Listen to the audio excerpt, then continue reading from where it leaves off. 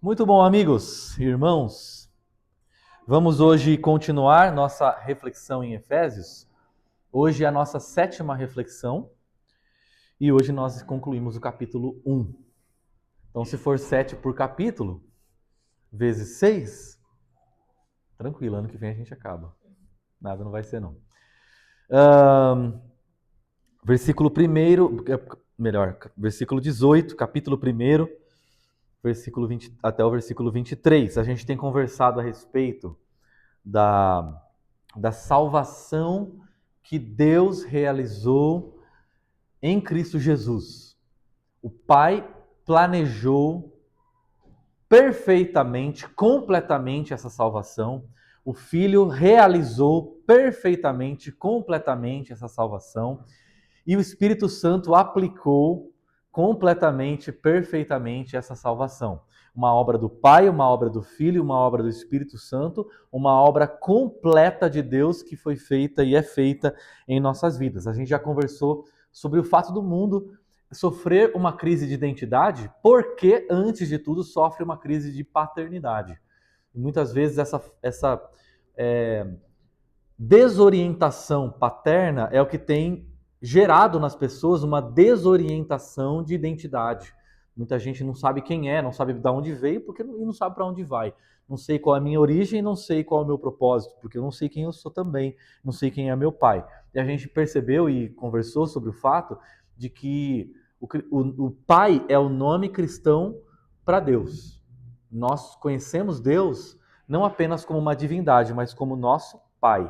E aí nós entramos na oração do apóstolo Paulo, que ele agradeceu pelos cristãos de Éfeso e agora pede por eles. E o que ele pede? Versículo 18. Olha o que ele pede. Então, eu dividi a oração de Paulo em duas partes, essa é a segunda e última, tá? Oro também para que os olhos do coração de vocês sejam iluminados.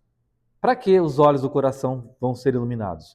A fim de que conheçam a esperança para a qual ele chamou, que são as riquezas da gloriosa herança dele concedida aos santos. E também conheçam, versículo 19, a incomparável grandeza do seu poder para conosco, os que cremos conforme a atuação da sua poderosa força.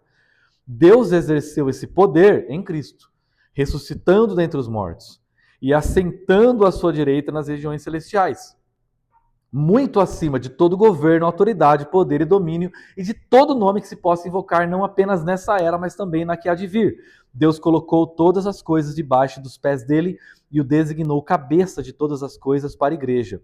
A igreja, versículo 23, que é o seu corpo. Igreja que é a plenitude daquele que enche todas as coisas em tudo. Vamos orar mais uma vez. Deus amado, nós te agradecemos por essa palavra bendita. Eu quero agradecer ao Senhor pela vida de cada pessoa que se empenhou para estar aqui hoje, nessa manhã, para que nós pudéssemos ouvir a tua voz juntos e estarmos em comunhão. Agradeço ao Senhor porque tudo que nós temos feito não tem sido um movimento meramente humano, mas um movimento de Deus nos corações humanos, impelindo cada pessoa a não apenas vir, mas principalmente a ir e a viver para o Senhor. A nossa oração é que esta mensagem, essa reflexão possa inteiramente provir da tua palavra e, mais do que isso, alcançar os corações e nos transformar. Nós precisamos dessa transformação, dessa comunhão, desse entendimento renovado. Que o Senhor fale profundamente a cada coração aqui em nome de Cristo Jesus. Amém. Me lembro uma vez que eu estava ensinando, numa manhã como essa, e eu ensinava um grupo de pessoas que não era tão diferente desse, e de pessoas que estavam postulando a se tornarem membros da igreja, a serem batizadas e tudo mais. E tinha um jovem lá que ele tinha acabado de perder a mãe dele. Ele estava vivendo um luto. E no meio da aula, ele levantou a mão e fez uma pergunta. E a pergunta dele era: Pastor, eu queria saber se depois que a gente morre, a gente vai ter consciência. A pergunta dele era óbvia. Ele estava querendo saber se ele iria reconhecer a mãe dele e a mãe dele iria reconhecê-lo depois que ele morresse. Essa era a pergunta. A gente vai ter consciência depois da morte? E eu disse o seguinte para ele: olha, veja bem, se a gente vai ter consciência depois da morte, Essa talvez não seja a pergunta mais importante. Sabe qual é a pergunta mais importante? Se a gente vai ter consciência antes da morte. Porque você está pressupondo que você tem consciência. E que o mundo tem consciência aqui. E se já temos consciência aqui, será que depois que morrermos teremos consciência? E se eu disser que nós não temos consciência? E se eu disser que as pessoas do nosso mundo vivem sem consciência? E se eu disser que o maior problema do ser humano é justamente a falta de consciência? E se a gente está tão preocupado se a gente vai ter consciência depois que a gente morrer, mas talvez a gente não tenha consciência depois que morrer, porque antes de morrer a gente nunca teve. Por que a gente está tão preocupado em ter uma consciência pós-morte, se pré-morte a gente não tem? Então, a falta de consciência ela é revelada na nossa vida de diversas maneiras. Não será que, por exemplo, o medo que a gente sente é a falta de consciência nossa? A nossa indiferença ao sofrimento do próximo? O nosso egoísmo, a nossa ingratidão? A nossa ansiedade com o que vai acontecer com a gente? Não será que tudo isso é parte da nossa perda de consciência? Não será que tudo isso fala sobre a nossa falta de consciência a respeito de quem Deus é e de tudo que Ele fez em Cristo Jesus? Não será que é por isso, inclusive, que nesse texto que a gente acabou de ler, a Bíblia diz que Jesus é o cabeça e nós somos o seu corpo? E Ele justamente subiu ao céu para ser a nossa consciência?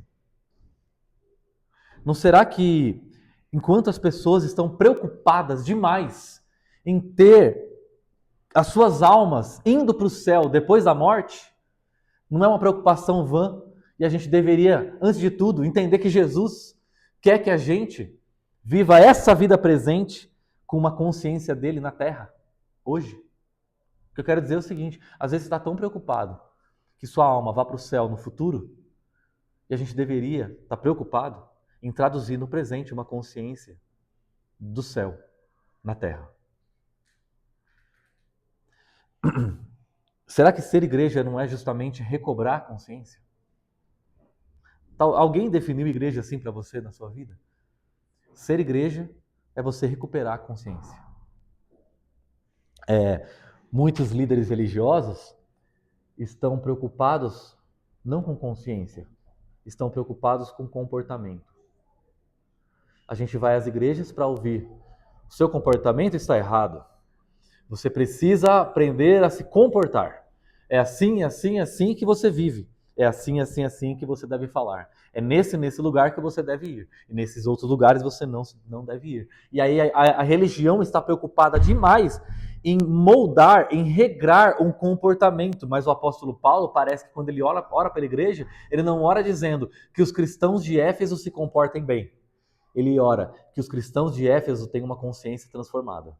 Porque se eles tiverem uma consciência transformada, o comportamento deles será resultante de uma mente nova, uma mente renovada. Então, muitas vezes a gente está tão adaptado a regras religiosas que dizem para nós o que nós devemos ou não devemos fazer, o que você tem que e o que você não tem que fazer, aonde você tem que ir e aonde você não tem que ir. Então, há muitas igrejas, e não só igrejas, mas também grupos religiosos, né? Na frente deveria estar escrito assim: Igreja do tem que. Você entra lá e a pessoa começa a falar: tem que ir, tem que fazer, tem que vir na igreja, tem que dar o dízimo, tem que se vestir, tem que... Olha essa boca, olha o que está falando, olha o que está fazendo, olha essa roupa, olha... E tem que. E a igreja do tem que. Quando a gente deveria ser a igreja que tem uma nova mentalidade, que a gente entra e ouve assim: lembre-se de quem você é. Lembre-se de quem é o seu pai. Lembre-se do que realmente importa. Lembre-se dos fundamentos da sua vida. Lembre-se da sua história. Lembre-se da sua identidade. Tenha uma nova mentalidade, uma nova consciência. E eu tenho até tentado fazer isso com o Heitor. Quando a gente vai educando nossos filhos, a gente vai tentando aplicar aquilo que a gente vai aprendendo aqui. Porque às vezes a gente fica assim, né? Heitor, tem que... Aí a gente cria uma igreja do tem que lá em casa, né? Tem que fazer, tem que não sei o quê. Faz, não faz? E aí eu tenho tentado falar mais pro Heitor, menos pro Heitor, que ele tem que obedecer, e tenho dito mais para ele. Heitor, você é obediente, né? Lembra que você é obediente? E se eu lembro ele fala, eu sou obediente. E que pessoas obedientes fazem? Se eu lembro quem ele vai se dar conta do que ele tem que fazer. É lógico que a gente não abre mão de orientar naquilo que ele tem que fazer. Mas às vezes a gente é muito apressado em dizer às pessoas qual é o comportamento que elas devem ter, se a gente não alia isso a uma mentalidade que elas devem carregar. O que mais falta para as pessoas hoje é a consciência. A gente poderia ficar falando aqui muitos domingos sobre a nossa falta de consciência, porque talvez um dos problemas maiores do brasileiro seja justamente a sua falta de consciência. O que as escolas estão ensinando para as crianças? Por que será que tantas crianças que crescem na igreja, quando têm a primeira oportunidade de cair fora, na faculdade, elas caem? Será que durante 18, 20 anos que elas ficaram na igreja, na casa delas onde tem cristãos, ninguém ficou falando para elas sobre consciência, só ficaram falando sobre comportamento? E a primeira oportunidade que elas tiveram de ter um comportamento diferente, elas foram lá e tiveram, porque a consciência delas nunca foi moldada, nunca foi transformada. Então Paulo ora pelos cristãos. E eu tenho sido essa semana mais inspirado a orar pela nossa igreja. Orar por vocês. Essa semana, depois da mensagem da semana passada, enquanto eu meditava nessa, eu lembrei, é verdade, nós precisamos orar mais uns pelos outros. E aí eu comecei a orar mais pelos nomes, pelas pessoas que fazem parte da nossa comunidade. Não só orar pedindo bênçãos e pedindo para que a saúde delas seja protegida, mas principalmente para que a mente e o coração da gente seja renovado pela palavra de Deus. Orar não apenas por bênçãos materiais, mas orar para que nós sejamos bênção ao mundo e a gente carrega essa consciência. Orar não apenas para que os olhos da nossa cabeça vejam, mas para que os olhos do nosso coração enxerguem o nosso Pai, enxerguem o nosso próximo. Olha o que Jesus falou, que tão forte que é. Ele disse assim, os olhos são a lâmpada do corpo. É muito forte o que ele diz. Ele diz, se os seus olhos forem bons, todo o seu corpo será luz. Mas se os seus olhos forem maus, todo o seu corpo será mau. O que Jesus está dizendo? Ele não está falando desses olhos aqui. Ele está falando assim, qual é a perspectiva de vida que você carrega? Como você vê o mundo? Como você vê a vida? Como você vê as pessoas? Como você se vê? Quais são as suas prioridades? Qual é a sua prioridade? Porque o nosso corpo se move justamente na direção daquilo que tem importância para a gente. A gente faz justamente aquilo que importa. Tá vendo como é que é inútil, às vezes, a gente ficar dizendo para as pessoas assim, vem para a igreja! A gente está dizendo o que para elas? Sobre comportamento. Dá dinheiro! A gente está falando o que para elas? Comportamento. O que adianta as pessoas darem dinheiro, as pessoas virem à igreja, as pessoas terem um comportamento um pouquinho melhor do que o comportamento do seu vizinho, do seu colega de trabalho, se a consciência delas não tem essa priorização? Se as pessoas não carregam esse conhecimento. Esse conhecimento. Porque quando você conhecer, quando você entender, quando eu entender, aí sim nós vamos nos mover na direção daquilo que realmente importa para mim e que eu julgo ser relevante. Uma vez eu vi uma pessoa dizer isso. Não existe coisas difíceis e coisas fáceis. Existe motivação. Olha essa frase. Eu achei ela incrível. Não tem coisa difícil e não tem coisa fácil. Tem motivação. Isso serve para tudo na nossa vida, viu? Serve para tudo.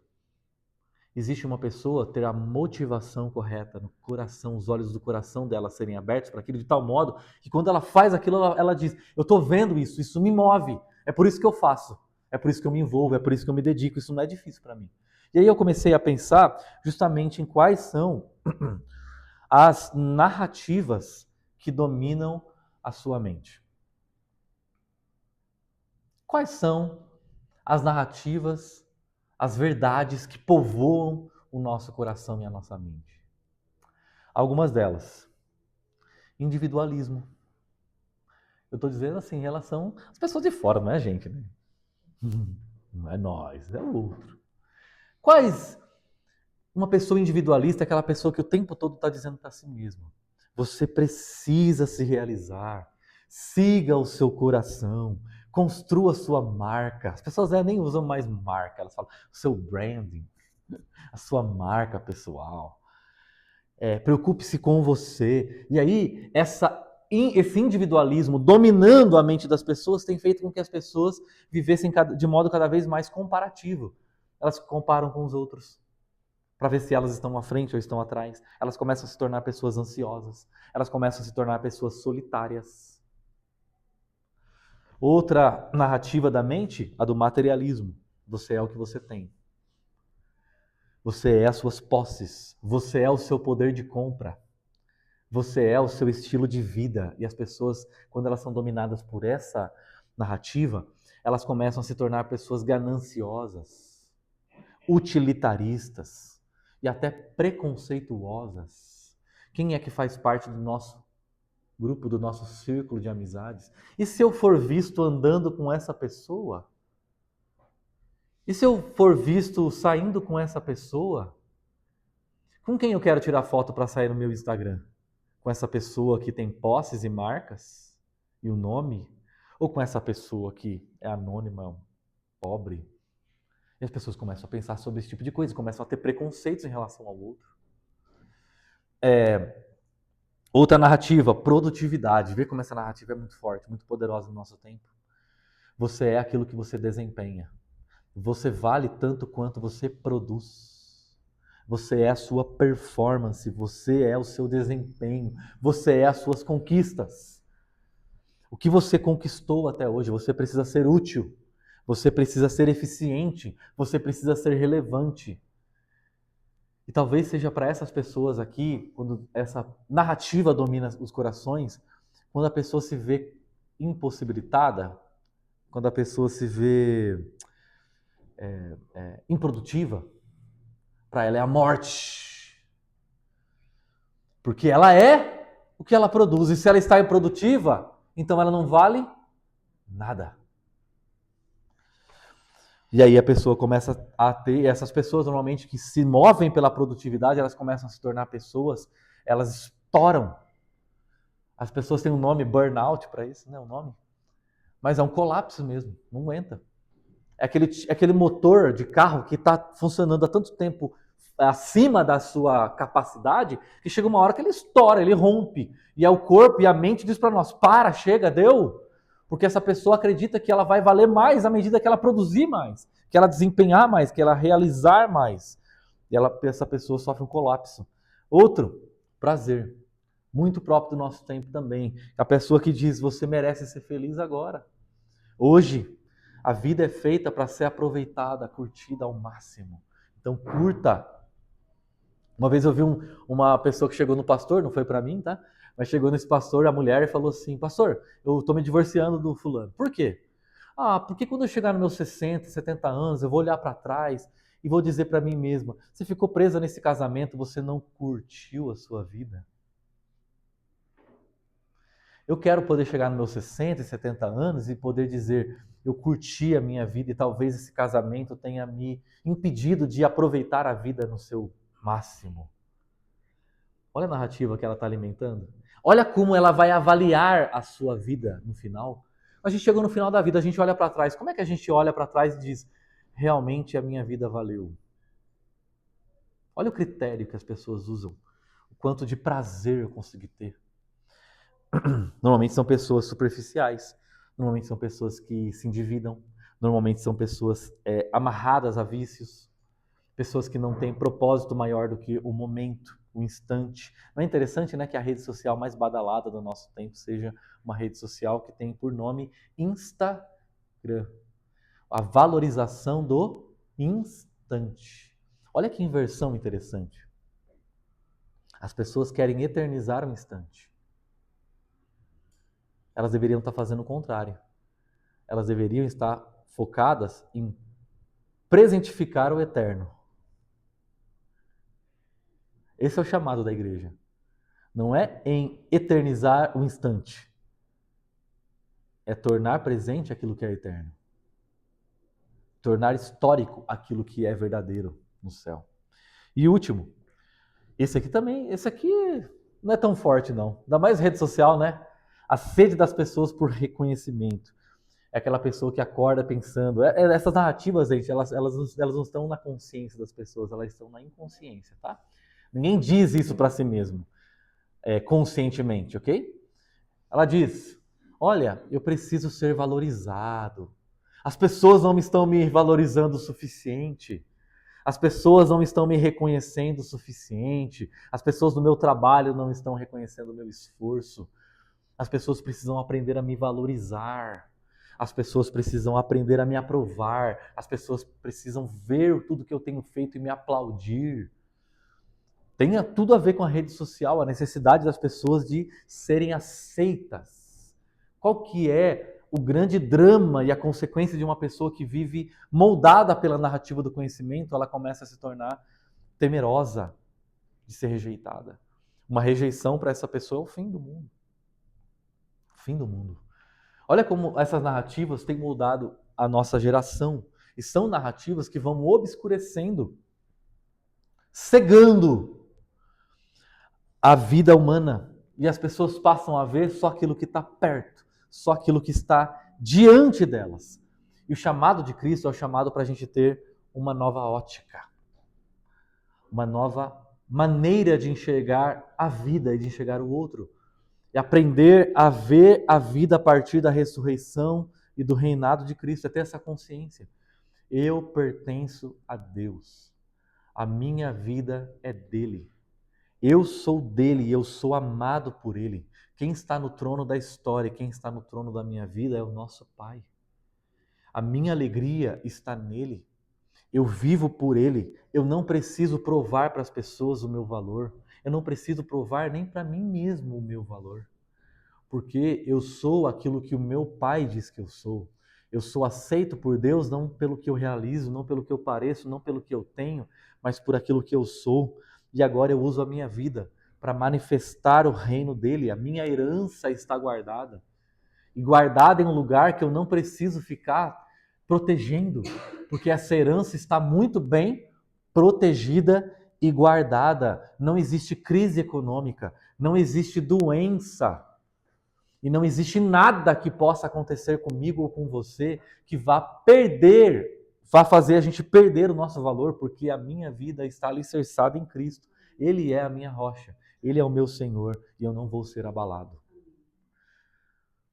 Olha essa consciência que a gente precisa ter.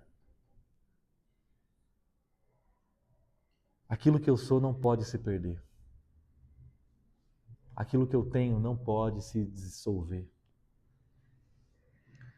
O nosso Pai não vai nos abandonar.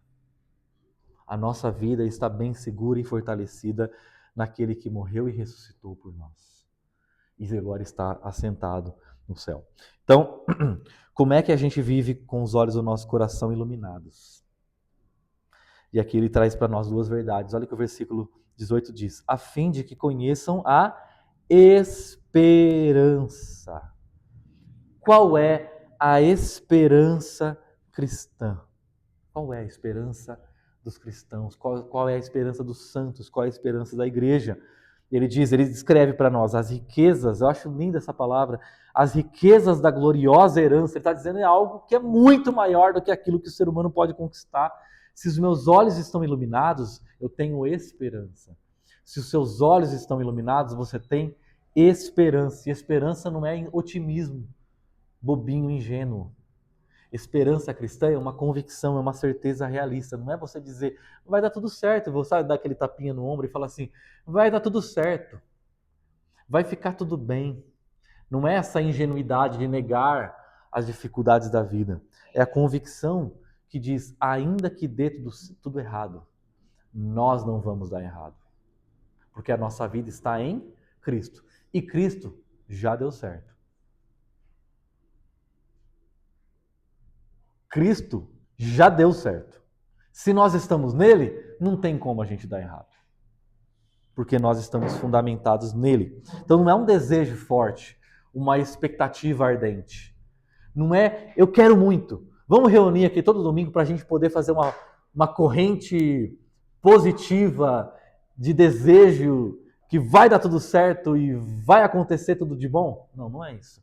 É uma confiança de que em Cristo já deu certo.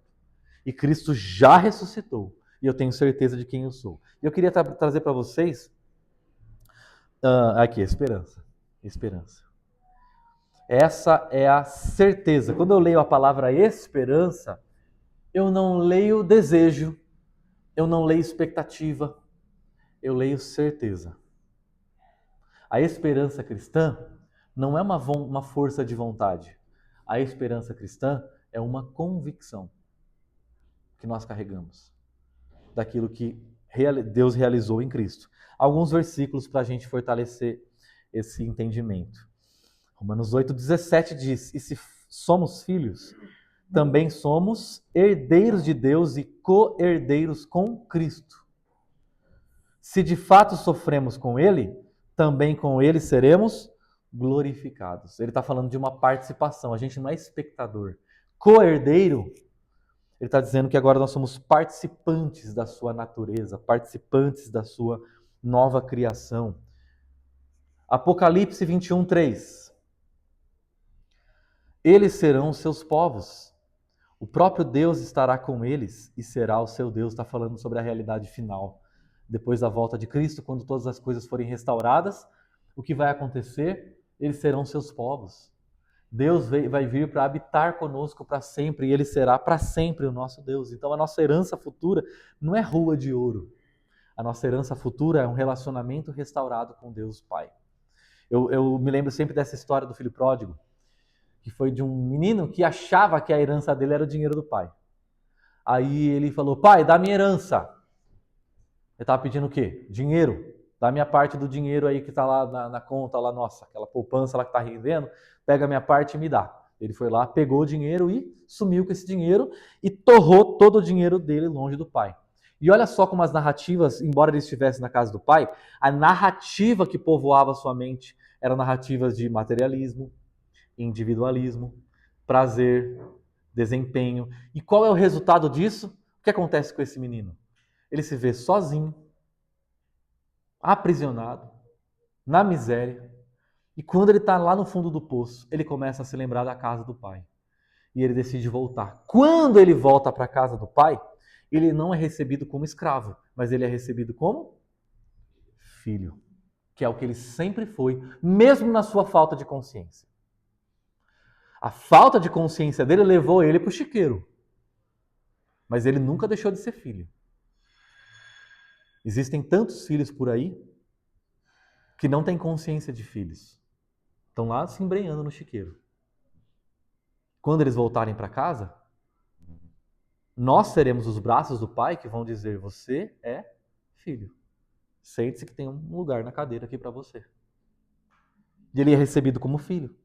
E aí ele entende que a gloriosa herança, a riqueza das gloriosas heranças que ele tinha, não é os bens do pai dele, mas é a presença do pai. É o pai. Qual é a nossa herança? Esse texto está dizendo: ele é o nosso pai, ele é o nosso Deus para todo sempre. Essa é a herança nossa. Essa restauração, um relacionamento restaurado com Deus, o nosso pai.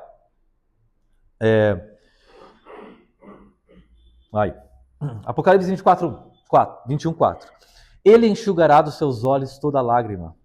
Não haverá mais morte, nem aflição, nem choro, nem dor, pois as antigas coisas já se passaram. O que a palavra de Deus está dizendo para a gente é que essa esperança nossa não é a esperança de que as coisas deem certo, mas que nós possamos ter nossos corpos, nossas mentes completamente restaurados e glorificados, e nós vamos viver num universo sem dor, sem choro, sem morte, sem as marcas do pecado, sem os efeitos do pecado.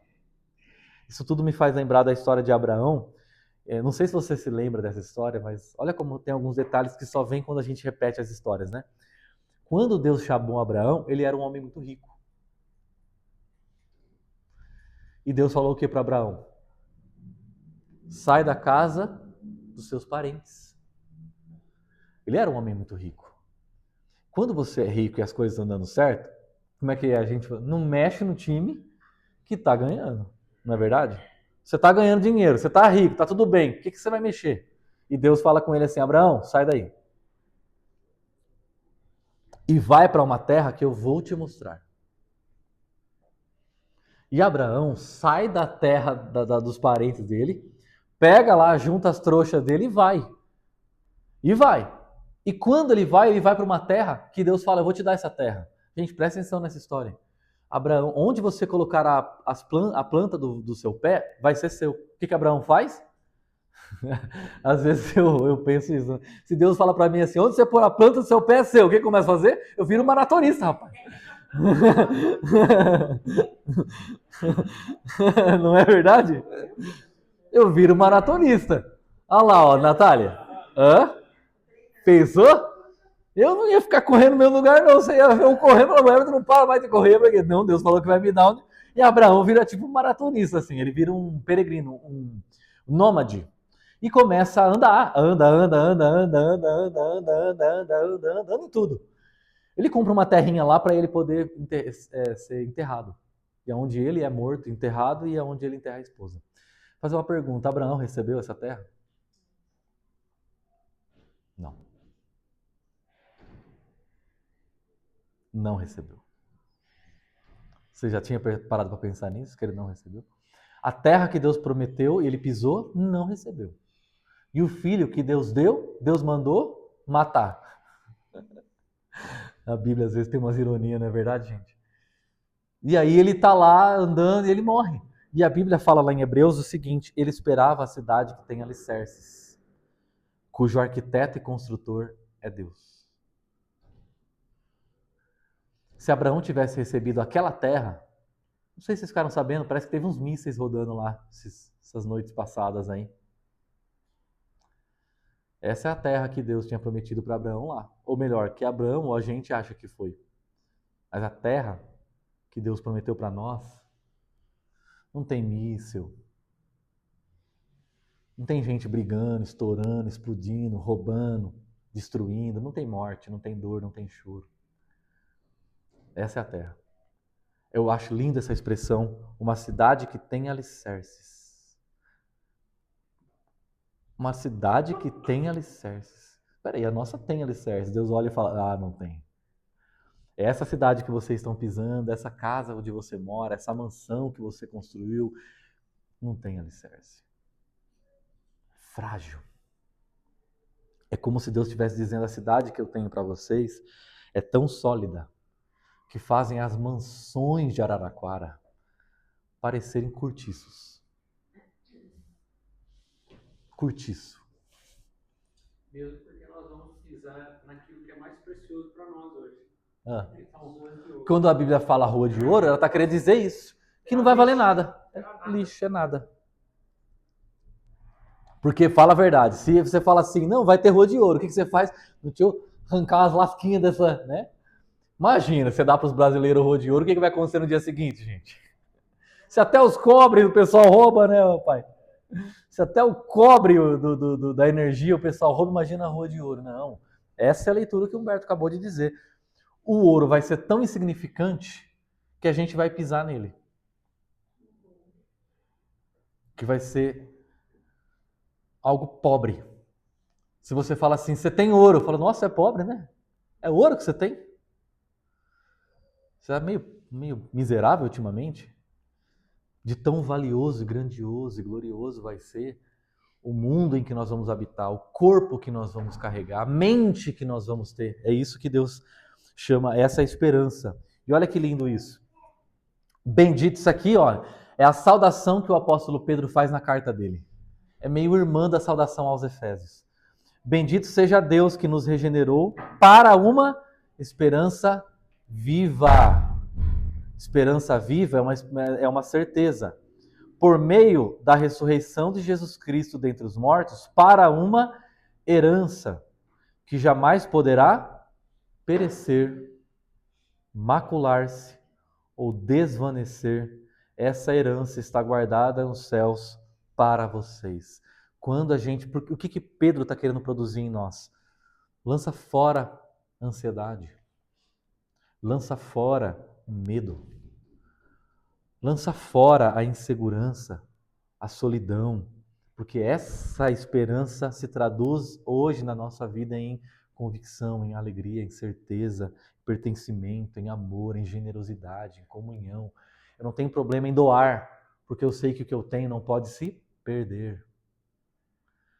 Eu não tenho problema em entregar, eu não tenho problema em oferecer, porque eu sei que aquilo que eu tenho não pode se desvanecer, se macular. Olha esse outro texto. Eu acho lindo quando a Bíblia faz essas conexões, por isso que eu gosto de trazer texto bíblico. Os nossos sofrimentos leves e momentâneos produzem para nós uma glória eterna que pesa mais do que todos eles. Ou seja, o que Paulo está dizendo assim, quanto mais a gente sofre nesse mundo, maior a glória será quando o Filho de Deus vier. Eu acho que ele estava pensando na balança romana quando ele fez isso. É verdade, faz sentido. Peso de um lado, entendeu? Pesou, quanto mais, muito bom, quanto mais pesa de um lado, mais sobe do outro. Não é verdade? Quanto mais pesa o sofrimento desse lado da história, mais sobe a balança do outro lado da história. É isso que ele está dizendo. Você podia pregar qualquer dia, né, Humberto?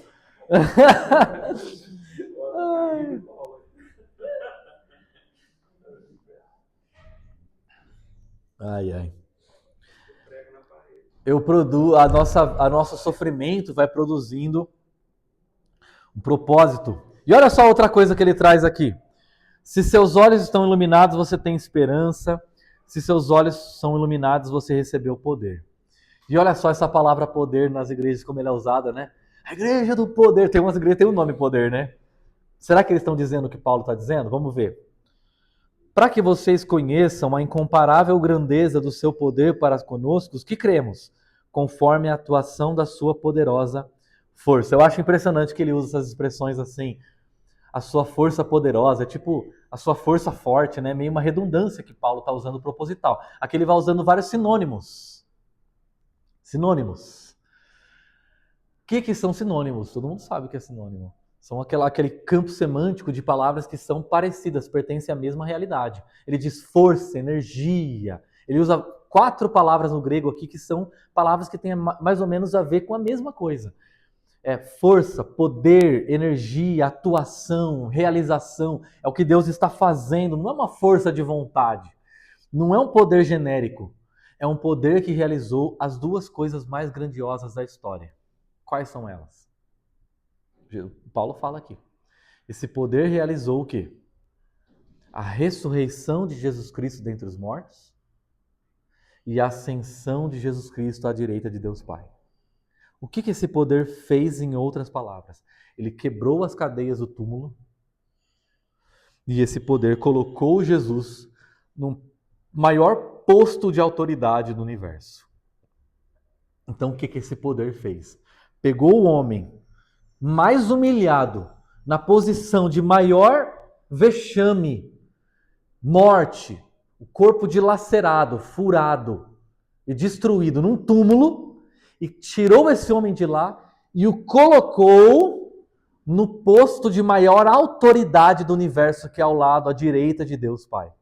Esse que o poder de Deus fez. Então ele pegou Jesus, que havia se posicionado como o pior, o mais miserável, o mais destruído, e colocou ele ele atravessou assim, ó.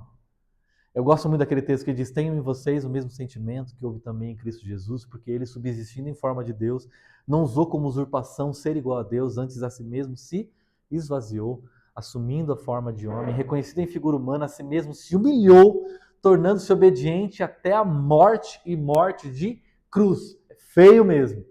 Pelo que Deus o exaltou sobremaneira e lhe deu o nome que está acima de todo nome, para que ao nome de Jesus se dobre todo o joelho no céu, na terra e debaixo da terra, para a glória de Deus Pai. O que ele está dizendo para nós é o seguinte, que esse poder que atuou em Cristo agora está disponível para nós. E não está disponível em favor do nosso ego, está disponível em favor da nossa comunhão. Como é que eu vou usar o poder de Jesus, o poder que ressuscitou Jesus, o poder que exaltou Jesus em favor do meu ego? As pessoas estão vendendo o poder de Deus para realizar façanhas em favor do indivíduo. Não faz o menor sentido. Faz o menor sentido eu carregar uma consciência de Cristo e usar o poder de Cristo para realizar as minhas vontades. Eu ainda estou carregando que narrativa? Aquelas que a gente conversou que Cristo já venceu. Qual que é o sentido disso? Faz o menor sentido. Então, se eu tenho a consciência de Cristo e agora a minha vida está totalmente disponível e disposta para viver para Cristo, então agora o poder de Cristo está agindo em mim para que a vida de Cristo se manifeste através de mim. Entendeu? Olha alguns versículos que mostram isso para nós. Romanos 6. Assim vocês também se considerem, de fato, mortos para o pecado, mas vivos para Deus em Cristo Jesus. Portanto, não permitam que o pecado reine no corpo mortal de vocês, levando-os a obedecer aos desejos malignos dele. O que ele está dizendo é poder para vencer o pecado. O poder para vencer qualquer pecado está disponível a mim e a você. Olha que verdade poderosa que a gente está afirmando hoje. O poder para vencer qualquer vício, qualquer pecado. O poder para vencer a ira. O poder para vencer a imoralidade. O poder para vencer qualquer pecado, por mais forte que seja e pareça, está disponível a nós. É o poder de Deus que é maior do que todas as coisas. Não é um poder para vencer o outro. É um poder para me submeter ao outro. É esse o poder de Deus disponível a nós. Sim. Deixa eu beber uma água. Sim. Uma moça, não sei se vocês viram, assistam, escutem, né? E ela teve uma vida assim, sabe? Meu Deus. Todo mundo tem dificuldade, mas ela passou por umas coisas. E aí ela fala, onde superabundou o pecado, superabundou a graça. Sim. Deus transforma toda maldição em bênção. E hoje, a vida que ela teve, foi só destruição. Sim. Ela é usada para sarar outras mulheres. E ela fez um livro, né? Saradas para sarar. Perfeito. Mas assim, cara, meu Deus, que vida, que tristeza. Testemunho, aham. Mas é isso. Deus, É isso. A pessoa, uma pessoa vem e diz assim, uma mulher, por exemplo, eu fui abusada quando era criança, por isso que a minha vida já era, não tem mais jeito. Calma. Calma, que o poder que ressuscitou a Cristo e o exaltou acima das alturas é o mesmo poder que está hoje disponível a nós para restaurar qualquer situação ou condição. Olha esse outro que tem tudo a ver. Tem tudo a ver com isso. Temos, porém, esse tesouro em vasos de barro, para mostrar que o poder que a tudo excede provém de Deus e não de nós. É um poder que nos faz justamente perseverar em meio ao sofrimento. Pessoas que estão atravessando problemas de dívida, problemas no casamento, problemas de reputação, problemas de doenças, problema do luto. Pessoas que podem enfrentar essas coisas não com seu próprio poder, mas com o poder que vem de Deus. Então, o poder de Deus exercido em Cristo é um poder que nos habilita a encarar até mesmo a morte. Porque esse poder é maior do que os poderes da morte, e o poder do pecado, e o poder do sofrimento. É você ter alegria em meio ao sofrimento. Sabe aquelas pessoas, talvez você já tenha ouvido testemunhos como esse, de pessoas que dizem, por mais que eu estivesse passando por tudo isso, eu tinha uma alegria na minha vida, uma paz na minha vida. Uma paz que excede o entendimento, excede as circunstâncias. Porque a alegria cristã não é sentimento. A alegria cristã é fundamento.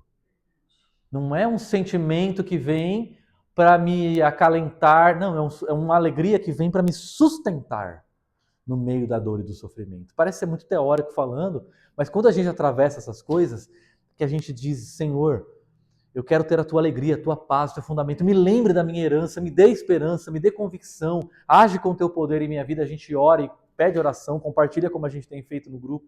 A alegria de Deus, toma o nosso coração, a nossa vida, a nossa alma, né? 2 Timóteo 1,7. Deus não nos deu um espírito de covardia, mas de poder, de amor e domínio próprio. É um poder para viver com coragem. Ai, gente, eu gosto muito da história do apóstolo Pedro, que no momento, quando eu falo de coragem, covardia, eu me lembro dele. Ele falou: Senhor, se alguém vier te pegar, fica tranquilo que eu te defendo. Fica tranquilo, Senhor. Sou seu guarda-costa. Se o pessoal vier para te matar, eu mato. E aí ele se apoiou no poder dele, né? E aí quando o pessoal veio realmente para pegar Jesus, o que Pedro fez? Tchau, escapuliu, sumiu. Covarde. Foi um covarde. Na hora mais necessária ele sumiu, fugiu. E abandonou Cristo. E quando Jesus ressuscita, Jesus aparece para ele e se assenta com ele. E diz: e aí, Pedro? Você lembra quando Pedro negou Jesus? Lembra quando ele ficou? Ele ficou numa distância segura, sentado numa fogueirinha, se aquecendo, estava frio naquela noite. E quando Jesus ressuscita, 3 dias depois, ele se encontra com Pedro e Jesus, ele é incrível, Jesus nas suas imagens. Ele faz uma fogueira. E Jesus faz uma fogueira. Falou: Pedro, vem aqui rapidinho. E Pedro olha para aquele fogo, fala assim: esse cenário eu conheço. E Jesus não joga na cara de Pedro o que ele fez 3 dias antes. Jesus olha para ele e restaura Pedro. E Jesus diz para Pedro a última frase que Pedro imaginava ouvir: pastorei as minhas ovelhas. E Pedro diz: sim, Senhor. Pedro recebe o poder de Deus e prega o Cristo ressurreto para mais de 3.000 pessoas se converterem num único dia. Olha isso. Aquele homem que alguns meses atrás estava fugindo de medo, agora anuncia Cristo para mais de 3.000 pessoas corajosamente. Olha o que o Evangelho faz, o poder do Evangelho na nossa vida. Às vezes a gente foi covarde, a gente fugiu, a gente se acovardou, a gente temeu a circunstância, as pessoas. O Evangelho nos dá coragem para a gente se erguer e se colocar e dizer e falar, mesmo que isso tenha custos, né? Mesmo que isso tenha custo. Então não é uma coragem pautada na nossa capacidade, mas no poder que atua em nós. Último texto. Esse daqui acho que foi Deus que me mandou pôr. Perdoem, como o Senhor lhes perdoou. O que tem a ver com poder? Poder para perdoar. Deus nos deu o poder para perdoar. Poder para se vingar é poder humano. Poder para perdoar é poder divino. Poder para se vingar é poder humano. Poder para perdoar é poder divino. Da onde vem poder para perdoar? Só vem de um lugar. Daquele que nos perdoou. E é isso que ele faz com a gente. Esse poder está disponível a nós. Jesus Cristo foi exaltado à mais alta posição e designado cabeça em favor da igreja. Então, nesse exato momento, o cabeça do universo é o cabeça da igreja. Então a gente não é um grupinho frágil de pessoas que está tentando sobreviver. A gente também não precisa ficar se impondo sobre ninguém. A gente precisa carregar a confiança e a convicção de que nós estamos unidos a Cristo. Para você dar errado, Cristo tem que dar errado. E ele diz, a igreja é o seu corpo. Qual é o propósito da minha vida e da sua vida? Corporificar Cristo. Dizer que a igreja é o corpo de Cristo é dizer que nós existimos para corporificar, manifestar, ser uma representação visível de Cristo onde nós estamos. Cristo é o Senhor exaltado sobre todas as coisas. Como nós sabemos disso? Existe um corpo que se submete a Ele. Como saber que Jesus Cristo reina? Olhando para o seu corpo, que se submete ao seu reinado. Como as pessoas de Araraquara vão saber que Jesus Cristo é o Senhor? Quando elas olham para as pessoas que se dizem seu corpo e vivem como seu corpo e se submetem a Ele. Por que as pessoas não vão crer em Cristo? Se o corpo de Cristo não viver se submetendo a Ele. Só tem um jeito das pessoas saberem que Jesus Cristo é o Senhor. Se o corpo dele viver como seus servos. Viver como seus filhos. Eu gosto muito de uma frase de Abraham Kuyper, que foi primeiro-ministro da Inglaterra, cristão. Ele disse o seguinte: não existe um centímetro quadrado de todo o universo sobre o qual Jesus não possa dizer é meu. Nada. Nós somos chamados não a vivermos reclusos, escondidos, mas a atuarmos em cada área da sociedade, revelando a autoridade de Cristo naquele lugar. Então, não sei onde você atua, não sei onde você trabalha, não sei onde você vive, não sei o que você faz, mas o que quer que você faça, você faz revelando ali a autoridade de Cristo, a presença de Cristo, o corpo de Cristo, o amor de Cristo, o reinado de Cristo. Isso é ser corpo de Cristo. Queria terminar com essa frase que diz o seguinte: Cristo quer encher o mundo como é com a sua presença. Como é que ele vai fazer isso? Através do seu corpo. Através de mim e através de você. A Bíblia fala assim, aquele que enche todas as coisas. O texto que a gente acabou de ler, aquele que enche. Eu sempre achei meio estranha essa expressão. Jesus Cristo é o cabeça que enche, né? Meio estranho esse negócio de encher. Mas é a ideia do lado de Gênesis, sabe? Encham a terra. Encham o mundo. Encham todos os lugares. Então, como é que Cristo vai encher o mundo com a sua presença? Através do seu corpo, que somos eu e você, preenchendo os lugares, os espaços, com uma vida submetida ao senhorio dele.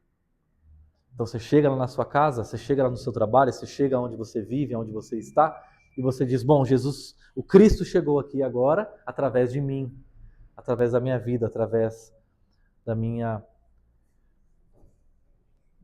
história. E nada melhor para falar sobre isso do que a ceia, né?